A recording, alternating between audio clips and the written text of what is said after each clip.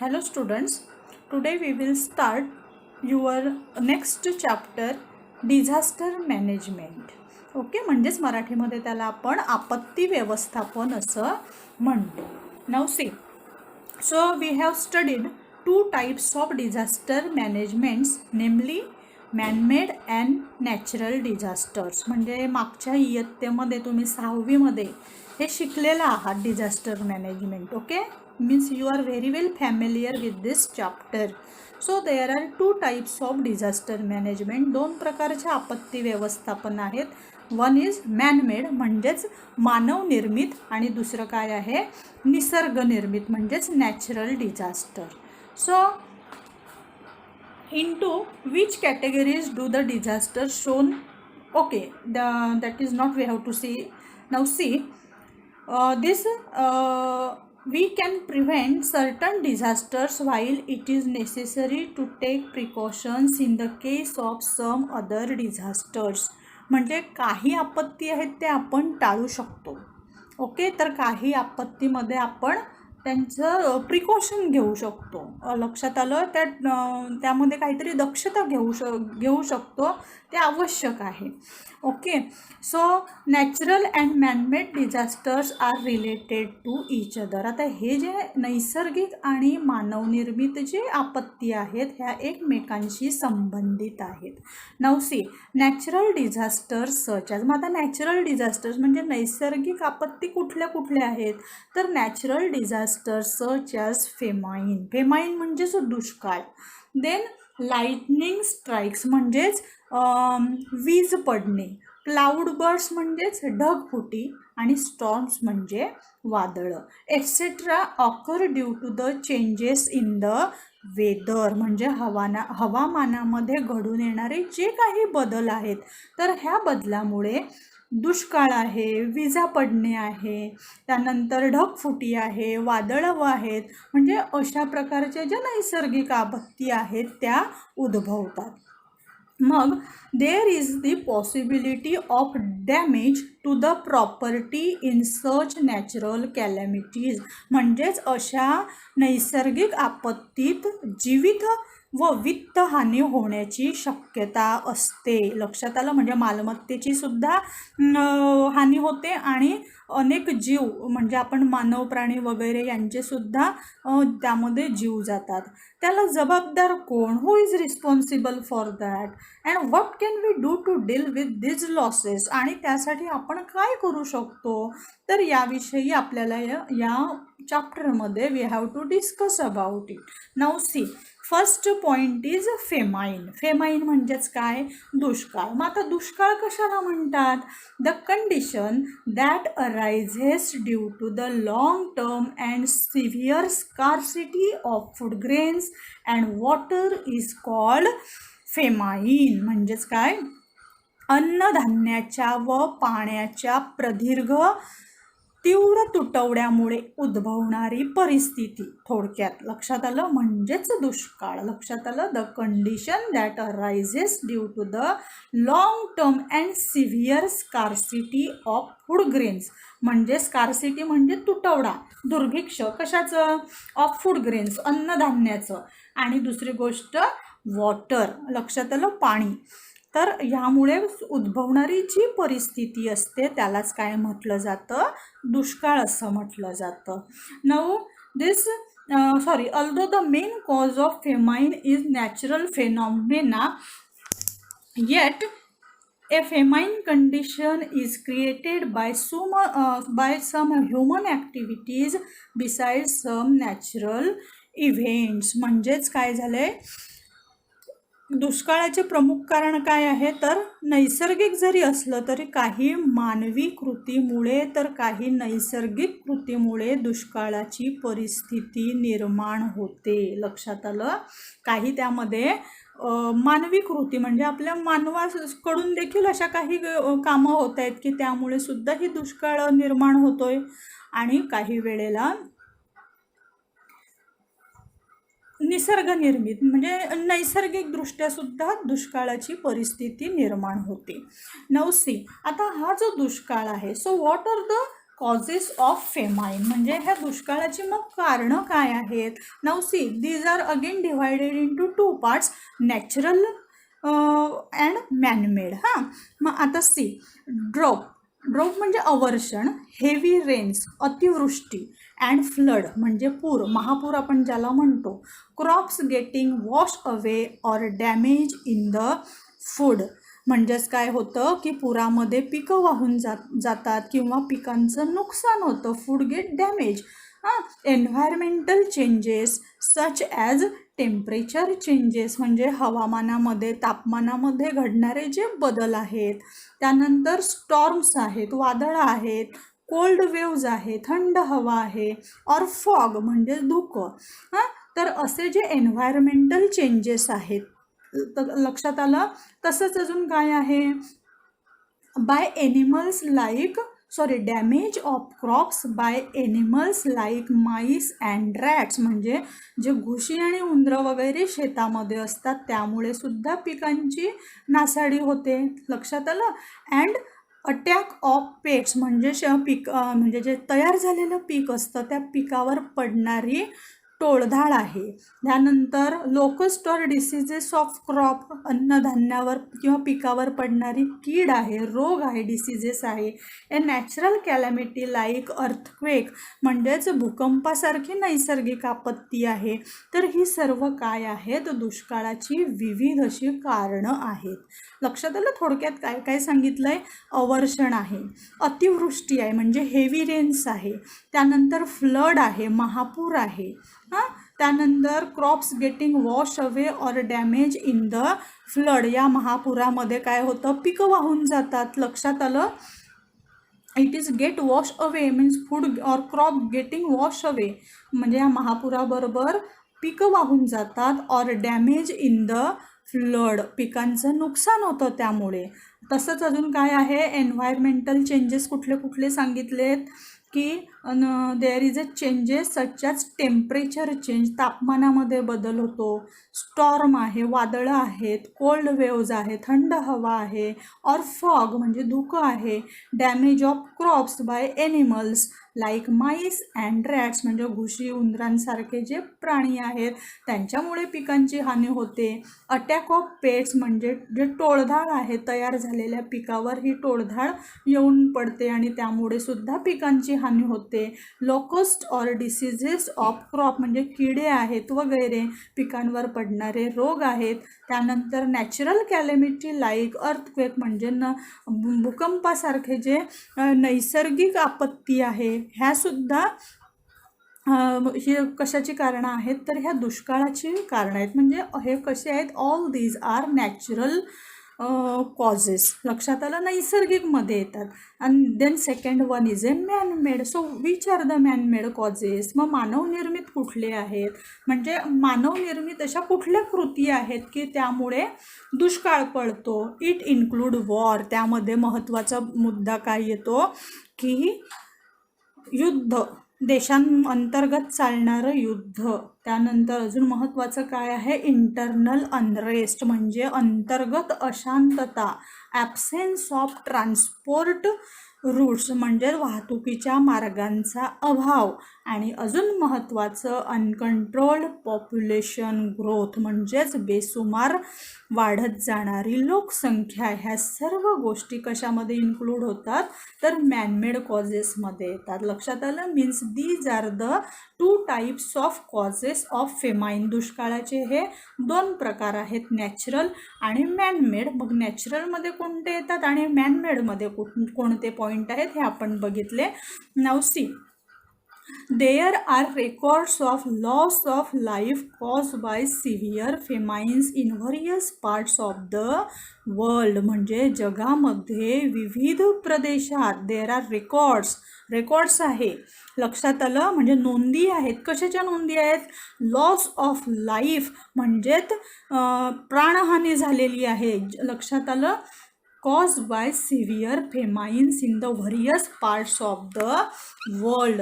जगाच्या विविध भागांमध्ये ह्या दुष्काळामुळे जीवितहानी झाल्याचे किंवा तीव्र दुष्काळ पडलाय आणि त्यामुळे प्राणहानी झाली आहे, तर अशा प्रकारे नोंदी आढळतात. Asia has turn out to be the most famine affected continent of the world. म्हणजे आशिया हा जो खंड आहे हा संपूर्ण जगातील प्रमुख दुष्काळग्रस्त खंड ठरला आहे. लक्षात आलं? Which continent? एशिया, ज्याला आपण मराठीमध्ये आशिया खंड म्हणतो. लक्षात आलं? Among the most dreadful famine that have occurred in the world are the famines that affected India and China. म्हणजे जगामध्ये जे काही भीषण दुष्काळ पडलेत त्यामध्ये भारत आणि चीन मधील दुष्काळ हे प्रमुख आहेत. लक्षात आलं? Now are we responsible famine म्हणजेच अशा प्रकारचा जो दुष्काळ पडतो तर आपण सर्वजण ह्या दुष्काळाला जबाबदार आहोत का? तर see, water shortage is increasing as the balance between rainfall and population is disturb. म्हणजे बघा आपण पण कसे जबाबदार आहोत यामध्ये असं त्यामध्ये दिलेलं आहे. म्हणजे आपण मानव प्राणी सुद्धा काय करतोय बघा. Water shortage is increasing. Water shortage म्हणजे पाण्याचा जो तुटवडा आहे, इट इज इन्क्रीजिंग, तो वाढतोय. का वाढतोय? As the balance between rainfall and population is disturb. म्हणजे त्याचा बॅलेन्स बिघडला आहे. आता कोणाचं बॅलेन्स बिघडला आहे? Between rainfall. रेनफॉल म्हणजे पर्जन्यमान, पडणारा जो पाऊस आहे, आणि त्याच्यासोबतच आपली इन्क्रीजिंग पॉप्युलेशन आहे ना, यांच्यामधला जो बॅलेन्स आहे, जो समतोल आहे, हा डिस्टर्ब झालेला आहे, बिघडलेला आहे. त्यामुळे काय झालेलं आहे की हा तुटवडा भासत आहे. त्यामुळे लक्षात आलं? पाण्याचा तुटवडा भासत आहे. Then what is the next point? Though there has been a very high rise in the production of food grains as a result of the green revolution. म्हणजे हरित क्रांतीमुळे अन्नधान्य उत्पादनात प्रचंड वाढ असली तरी काय झालं आहे? The balance of the environment has been lost. म्हणजे यामधलं सुद्धा संतुलन पर्यावरणातलं बिघडलेलं आहे. का? Due to the use of chemical fertilisers, pesticides and weedicides.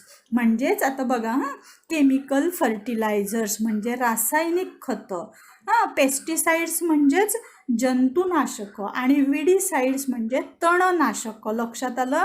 यांच्या वापरामुळे काय झालेलं आहे की पर्यावरणाचं संतुलन नष्ट झालं आहे. लक्षात आलं तुम्हाला मी काय सांगितलं हा पॉइंट? म्हणजेच थोडक्यात मी परत एकदा रिपीट करते.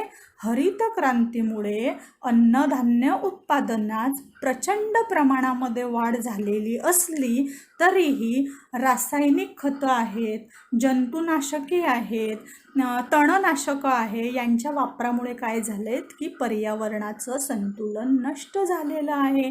त्याचा परिणाम कशावर होत चाललेला आहे? पिकांवर होत चाललेला आहे. त्याचा दर्जा घसरतो आहे. त्यानंतर next point is unlimited lifting of water. म्हणजेच पाण्याचा अमर्याद असा उपसा चालू आहे. आपल्याला पाणी मिळत नाही म्हणून आपण बोरवेल सुरू केलेले आहेत. लक्षात आलं? भूगर्भामध्ये खोलपर्यंत आपण जाऊन पाण्याचा उपसा करतो आहे. लक्षात आलं? Then next is a erosion of land. जमिनीची धूप होते आहे. Then misuse of water. पाण्याचा आपण गैरवापर करतोय. जिथे गरज नाही त्या ठिकाणी आपण भरपूर पाणी सांडतो आहे. So these are the main causes of famine. म्हणजे ही दुष्काळासाठी महत्त्वाची ही सुद्धा कारणं आहेत मानवनिर्मित. त्यानंतर what can we do to ease the severity of a famine. म्हणजे दुष्काळाची तीव्रता कमी करण्यासाठी आपण काय करू शकतो? तर आपल्या हातात काही गोष्टी नक्कीच आहेत. So see, first point, plan usage of water and reuse of water. पहिली गोष्ट म्हणजे पाण्याचा आपण प्लॅनिंग करून म्हणजे नियोजनपूर्वक वापर केला पाहिजे आणि पाण्याचा रियूज केला पाहिजे, म्हणजेच पाण्याचा पुनर्वापर केला पाहिजे.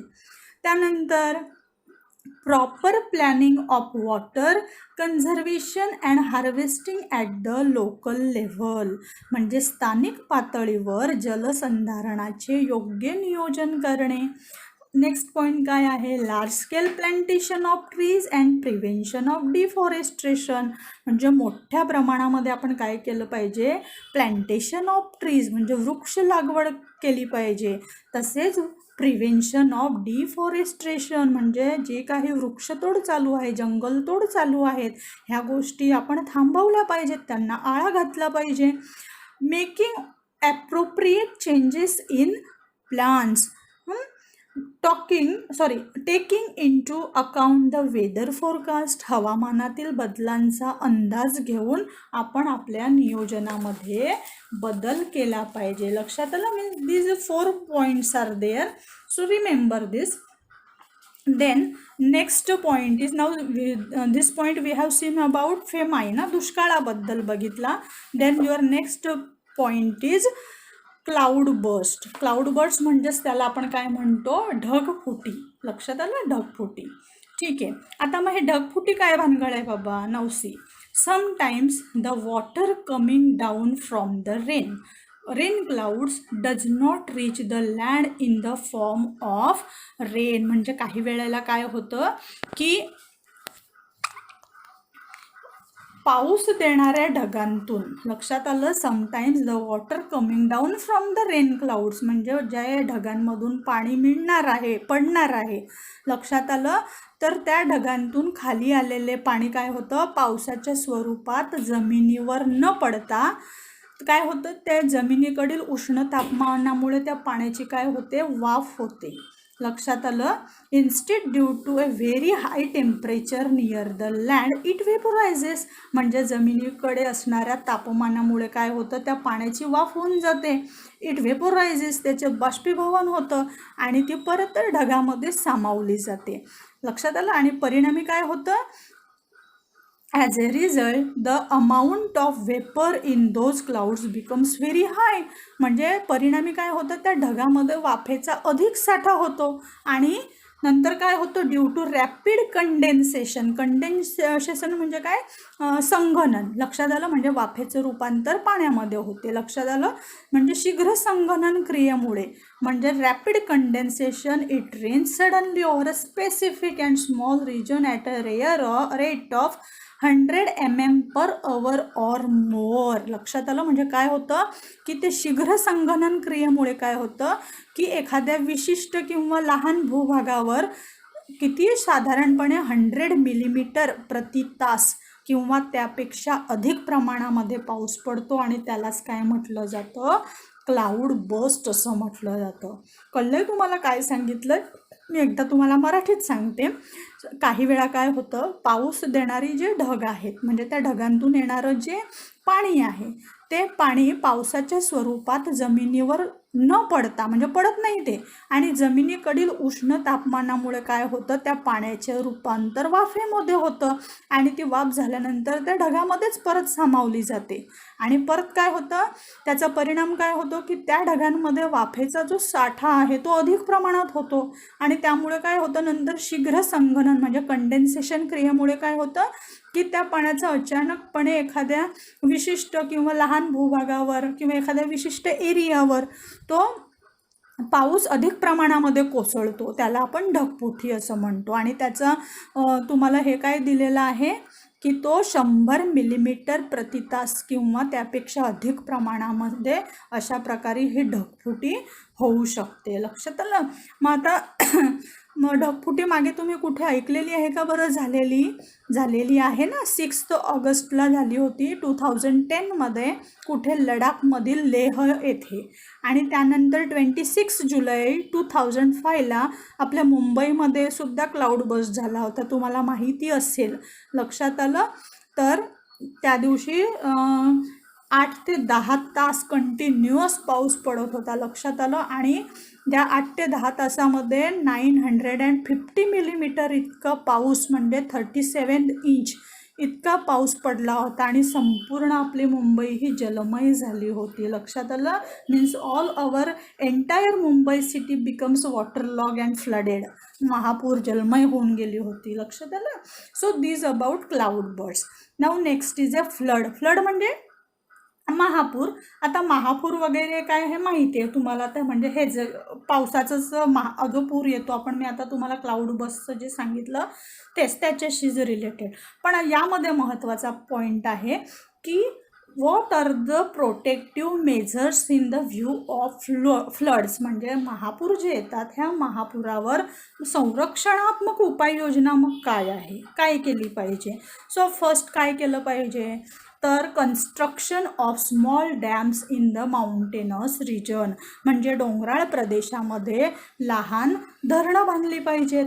देन अजून काय केलं पाहिजे, कन्स्ट्रक्शन ऑफ पर्कोलेशन टँक्स. म्हणजे जे पाझर तलाव म्हणतो आपण त्या पाझर तलावांची निर्मिती केली पाहिजे. Then making river beds flat. म्हणजे नद्यांचं जे पात्र आहे ते कृत्रिमरित्या सरळ केलं पाहिजे. Then cultivation of new forest. नवीन जंगलांची लागवड केली पाहिजे, नवीन झाडं लावली पाहिजेत. Connecting rivers. म्हणजे जे नद्याजोड प्रकल्प आपण ज्याला म्हणतो, नद्यांना एकमेकांशी जोडलं पाहिजे. तर हे सगळे काय आहेत, महापुरावर संरक्षणात्मक उपाययोजना आहेत ना. Means 5 points are given over here, so remember this. Now next one is lightning. Lightning म्हणजे वीज पडण्यात. वीज कशी पडते काय तुम्हाला माहिती आहे ना, पावसाळ्याच्या दिवसामध्ये वीज पडते वगैरे, ऐकलंय ना तुम्ही, बघितलंय ना. हां, मग आता ही जेव्हा वीज पडत असते तर वीज कडाडत असताना आपण काय दक्षता घेतली पाहिजे. What precautions will you take during thunder storms. लक्षात आलं. So first one is do not stand on open ground or below a tree. म्हणजे मैदानात झाडाखाली आपण उभं राहता कामा नये. तसेच do not go to a high location or climb a tree. म्हणजे उंच ठिकाणी किंवा झाडावर सुद्धा चढायला नको आहे. लक्षात आलं. Then what is next, do not stand near an electric pole. म्हणजे जो विजेचा खांब असेल, आपल्या इलेक्ट्रिसिटीचा जो सप्लाय जातो, जे मेन पोल असतात इलेक्ट्रिकच्या रस्त्यांवर, तर त्या पोल शेजारी ए टेलिफोन पोल. लक्षात आलं. म्हणजे टेलिफोनचा जो पोल असेल तिथे, किंवा ए टॉवर इत्यादींजवळ उभे राहायचं नाही. त्यानंतर what is the next, do not lean on wired fences around a farm, a compound, a garden or a house. म्हणजे गाव आहे, शेत, आवार आहे, बाग आहे, यांच्याभोवती जे काही तारेचं कंपाऊंड केलं जातं ना त्याला टेकू नका थोडक्यात. त्यानंतर what is next, if you are on a two wheeler, a bicycle, a tractor or a boat, get off immediately and go to a safe place. म्हणजे तुम्ही दुचाकी वाहन, सायकल, ट्रॅक्टर किंवा काही बोट वगैरे चालवत असाल तर तात्काळ उतरून सुरक्षित ठिकाणी गेलं पाहिजे. अजून काय आहे, do not gather all together in one place. म्हणजे एकाच वेळी अधिक व्यक्तींनी एकत्र थांबू नये. अजून काय आहे, take care to keep a distance of 15 feet between any 2 persons. म्हणजे 2 व्यक्तींमधलं अंतर साधारणपणे किती असायला हवं, 15 फूट इतकं असायला हवं. ही काळजी घेतली पाहिजे. Then do not use plug in electrical appliances. म्हणजेच जे प्लग जोडलेली आपली विद्युत उपकरणं आहेत, लक्षात आलं, ती वापरायची नाही यावेळेस. Do not use A mobile or telephone. म्हणजे अशा वेळेस मोबाईल आणि टेलिफोनचा सुद्धा वापर टाळला पाहिजे. Stand on dry wood, a plastic sheet, sack or jute cloth or dry leaves. म्हणजे पायाखाली कोरडे लाकूड, प्लास्टिक, गोंडपाट, कोरडा पालापाचोळा ठेवलं पाहिजे किंवा असलं पाहिजे निदान. अजून काय आहे, keeping your feet together, support your self on soles of your feet, placing your hands on your knees and crouch low. लक्षात आलं. म्हणजेच काय दिलेलं आहे की दोन्ही पाय एकत्र करून गुडघ्यांवर दोन्ही हात ठेवून तळपायावर बसायला हवं. त्यानंतर swimmers or fishermen should immediately come out of the water. म्हणजे पोहणारे किंवा मच्छीमार लोक जे आहेत यांनी काय केलं पाहिजे, त्वरित पाण्यातून बाहेर पडलं पाहिजे. A pucca house is the safest place, find out if there is a lightning conductor on any tall building near your house. If necessary, get a lightning conductor fitted on your house. म्हणजे पक्के घर सर्वात सुरक्षित ठिकाण आहे. आपल्या घराच्या आसपास उंच इमारतीवर तडित रक्षक आहे का ही माहिती मिळवायला पाहिजे आपण. आणि आवश्यकता वाटल्यास आपल्या घरावर सुद्धा हे तडित रक्षक बसवून घ्या. म्हणजेच त्याला आपण अर्थिंग असं म्हणतो. लक्षात आलं की त्यामुळे पडणाऱ्या विजेचा जो धोका आहे तो टळू शकतो. त्यानंतर next point is volcano. Volcano म्हणजेच काय, ज्वालामुखी. ज्वालामुखी माहिती आहे ना सगळ्यांना. Do you know about volcano? Now see, a volcano is a natural event or phenomena. ज्वालामुखी काय आहे? ही एक नैसर्गिक घटना आहे. The interior of the earth is very hot. म्हणजे पृथ्वीच्या अंतरंगातून अंतर्भाग जो आहे तो अत्यंत कसा आहे, उष्ण आहे. Movement of hot substances continuously occur from the interior toward the surface of the अर्थ. म्हणजे अंतर्गातून भूपृष्ठाकडे किंवा भूपृष्ठावरून तप्त पदार्थांच्या हालचाली सतत होत असतात. लक्षात आलं. आणि त्यामुळे as a result sometime the solid, liquid and gaseous substances below the earth crust are push toward the crust. म्हणजे त्यामुळे काय होतं की भूकवचाखाली घन, द्रव आणि वायू, solid, liquid and gas, all this म्हणजे हे पदार्थ जे आहेत हे सॉलिड, लिक्विड, गॅस, तर हे भूकवचाकडे ढकलले जातात. लक्षात आलं. When this substance come out of the earth crust in an eruption and start flowing is called a volcano. म्हणजे हे पदार्थ भूकवचा बाहेर पडून त्यांच्या पृष्ठभागावर उद्रेक झाला की ते वाहू लागले की त्यास आपण काय म्हणतो, मग ज्वालामुखी आहे असं म्हणतो. लक्षात आलं. थोडक्यात काय म्हणजे पृथ्वीच्या अंतर्भागामध्ये या सगळ्या हालचाली होतात. लक्षात आलं. तर त्यामुळे हे व्हल्कॅनोंची निर्मिती होते, ज्वालामुखींची निर्मिती होते. आता ज्वालामुखी, what are the effects of a volcano. म्हणजे ज्वालामुखीमुळे काय होतं, तर the chemical substances such as, chemical substances म्हणजे रासायनिक पदार्थ. कुठले? लाव्हा. ऐकलंय ना तुम्ही शब्द लाव्हा. लाव्हा म्हणजे शिलारस. त्यानंतर व्हेपर्स म्हणजेच बाष्प, हॉट मड म्हणजे उष्ण चिखल, आणि सल्फर म्हणजे गंधक. लक्षात आलं. तर हे सर्व रासायनिक पदार्थ get collected on the surface of the earth and thereby mountains and hills are created. म्हणजे हे भूपृष्ठावर येऊन साचतात सगळे पदार्थ आणि त्यामुळे काय होतं, डोंगर आणि टेकड्यांची निर्मिती होते. Then what is the next point? The atmosphere gets polluted due to the ash and gases ejected by the volcano.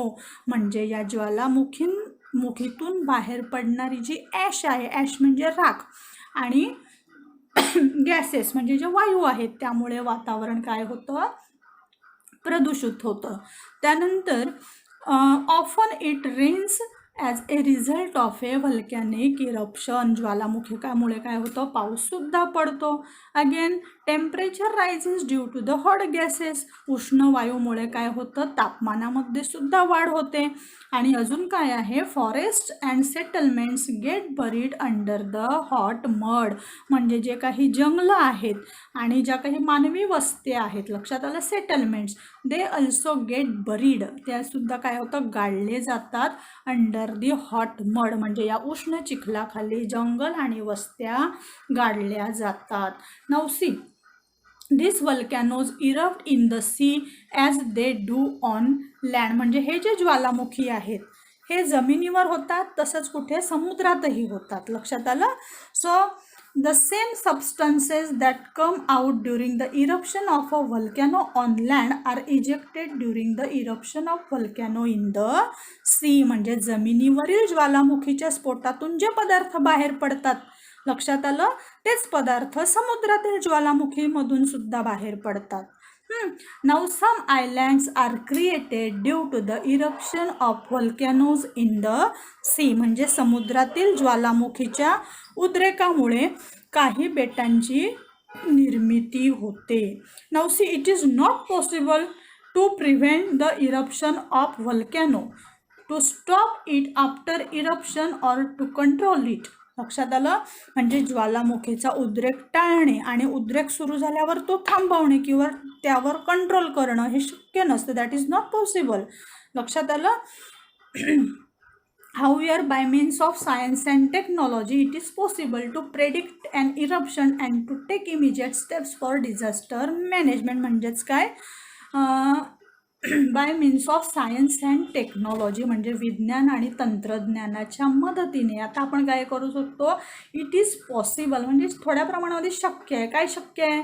To predict and eruption म्हणजे भाकीत करणं आणि त्यामुळे जी काही आपत्ती निर्माण होणार आहे, लक्षात आलं, त्यावर आपण कसा कंट्रोल करू शकतो त्या दृष्टीने आपण नक्कीच विचार करू शकतो. ठीक आहे. So all these are about volcano. Then tsunami ऐकलंय ना तुम्ही सर्वांनी. हां.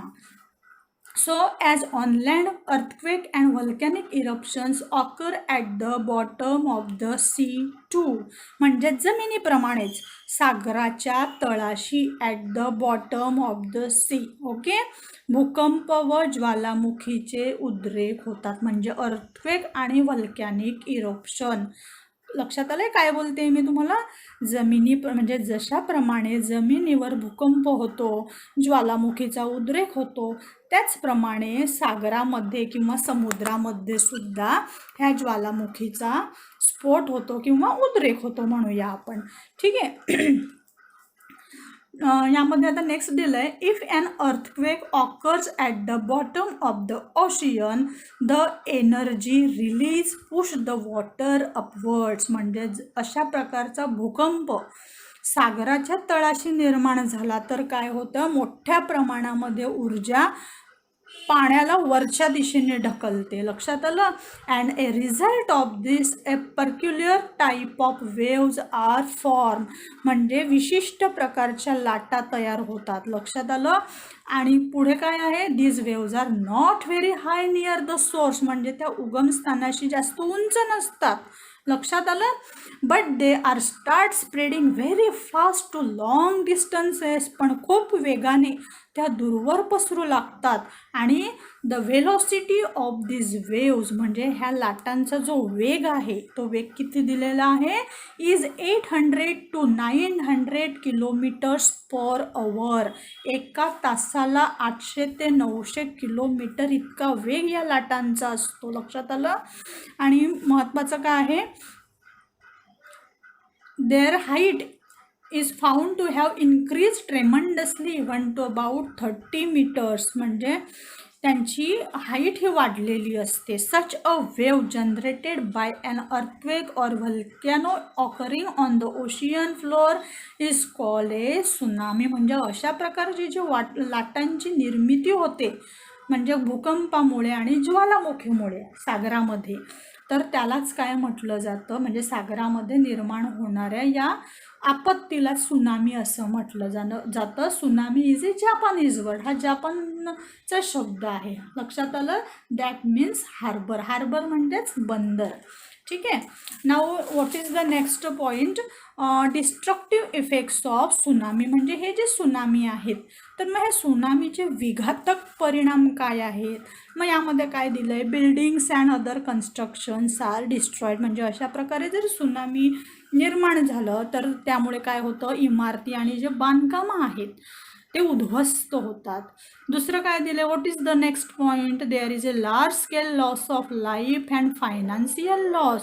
म्हणजे जीवित व वित्तहानी मोठ्या प्रमाणावर होते.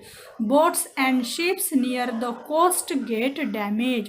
म्हणजे किनाऱ्याजवळील होड्या व जहाजं यांची सुद्धा हानी होते. अजून काय दिलेलं आहे, ट्रीज गेट अपरूटेड. म्हणजे झाडं जी आहेत ती मुळांपासूनच उन्मळून पडतात. आणि काय होतं, landslides take place on a large scale. मोठ्या प्रमाणावर काय होतं, भूस्खलन होतं. Next point, changes take place in the original land near the coast giving rise to swamps. म्हणजे किनाऱ्यावरील मूळच्या जमिनीत बदल होऊन दलदलीचे प्रदेश निर्माण होतात. अजून काय होतं, ट्रॅफिक ऑब्स्ट्रक्शन्स रायझेस. म्हणजे वाहतुकीस अडथळे निर्माण होतात. Next, the business industry related to the sea are adversely affected and normal day-to-day life is disrupted. लक्षात आलं? म्हणजे समुद्राशी संबंधित असणारे जे बिझनेस आहे, व्यवसाय आहेत, इंडस्ट्री आहे, उद्योगधंदे आहेत, यावर काय होतं, त्यांच्यावर ॲडव्हर्स इफेक्ट होतो, म्हणजे विपरीत परिणाम होतो आणि त्यामुळे सगळंच जनजीवन जे आहे ते विस्कळीत होतं. And what is the last point, large scale damage is cause to harbours, म्हणजे बंदरांचं मोठ्या प्रमाणामध्ये काय होतं, नुकसान होतं. मग यावर आता तुम्हाला काय दिलं आहे, प्रिकॉशनरी मेजर्स, म्हणजे तुम्ही यावर मग काय उपाययोजना केली पाहिजे.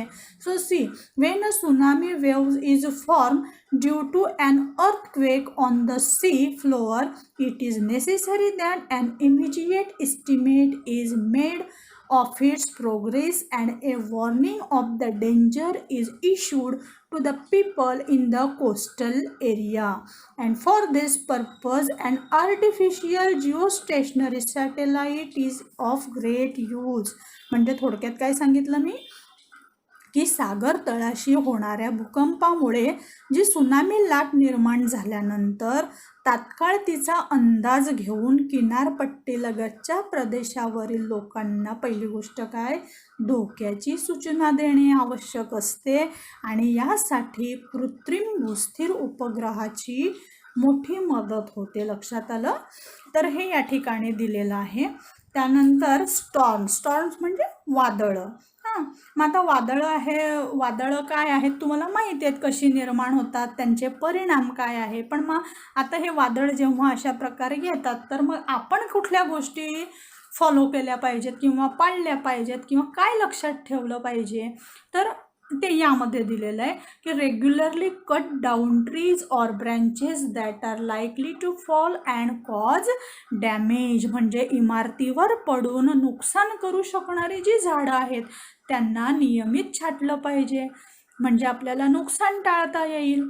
त्यानंतर if you are outside take shelter in a safer place, म्हणजे जर वादळाच्या परिस्थितीत तुम्ही घराबाहेर असाल तेव्हा आपण नेमके कुठे आहोत ते जवळपासच्या नातलगांना, मित्रांना आपण कळवलं पाहिजे आणि सुरक्षित ठिकाणी गेलं पाहिजे. त्यानंतर अजून काय आहे बरं, at home shut the walls of gas regulators and turn off the electric supply. तुम्ही लक्षात आलं, म्हणजे अशा वेळेस वादळ होत आहे त्यावेळेस आपण काय केलं पाहिजे, तर गॅस रेग्युलेटर जे असतात ते स्विच त्यांचे जे आहेत ते बंद केले पाहिजेत, वीज पुरवठा खंडित केला पाहिजे.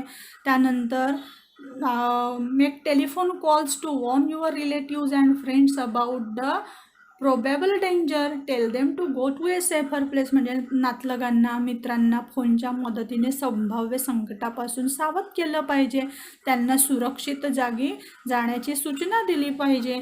And give temporary shelter to the people who are far away from their homes, म्हणजे घरापासून दूर असणारे जे लोक आहेत त्यांनासुद्धा तात्पुरता आपण आश्रय द्यायला हवा. लक्षात आलं? म्हणजे these are the things which we have to follow during storm.